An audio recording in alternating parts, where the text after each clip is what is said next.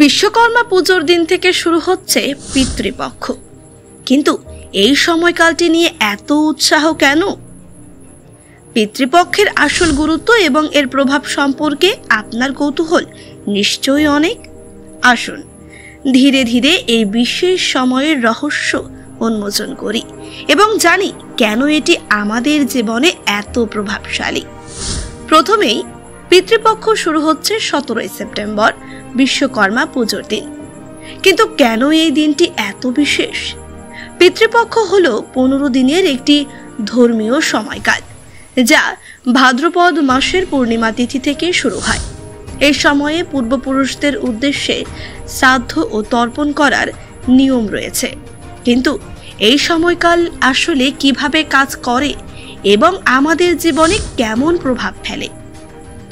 17 September পূর্ণিমা তিথি শুরু হবে বেলা 11:44 এবং শেষ হবে 18 সেপ্টেম্বর সকাল 8:04। এই বিশেষ সময়ে পূর্বপুরুষদের শ্রাদ্ধ করা হয়। কিন্তু কেমন করে এই পূর্ণিমা তিথি আমাদের জীবনের সাথে সংযুক্ত? হিন্দু ধর্ম অনুযায়ী পূর্ণিমা তিথি হলো এক বিশেষ সময় যখন বিশ্বাস করা হয় পূর্বপুরুষরা পৃথিবীতে এসে আমাদের সঙ্গে যোগাযোগ করেন। এই সময়টিতে শ্রাদ্ধ ও তর্পণ করলে পূর্বপুরুষরা সন্তুষ্ট হন এবং তাদের আত্মা শান্তি পায়।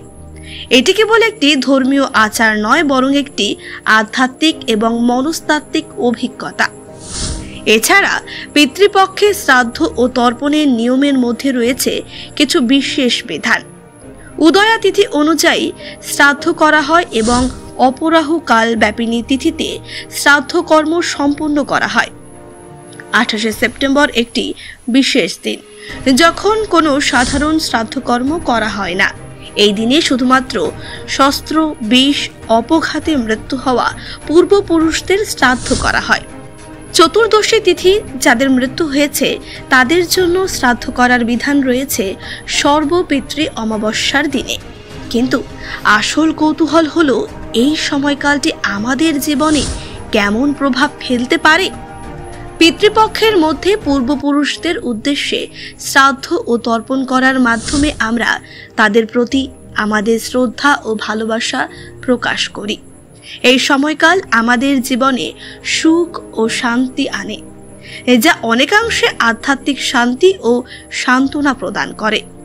এই 15 দিন পিতৃপক্ষে ধর্মীয় নিয়মগুলি পালন করে আপনি কেবল ধর্মীয় কর্তব্যই পালন করবেন না, বরং আপনার জীবনে সুখ ও শান্তি অর্জনের একটি গুরুত্বপূর্ণ পদক্ষেপ নেবেন। তাই 17 সেপ্টেম্বর থেকে শুরু হওয়া পিতৃপক্ষের এই বিশেষ সময়ে পূর্বপুরুষদের প্রতি শ্রদ্ধা জানাতে ভুলবেন না। এটি শুধু একটি আচার নয়, বরং একটি গভীর অভিজ্ঞতা যা আপনার জীবনের মান উন্নত করতে সহায়তা করবে।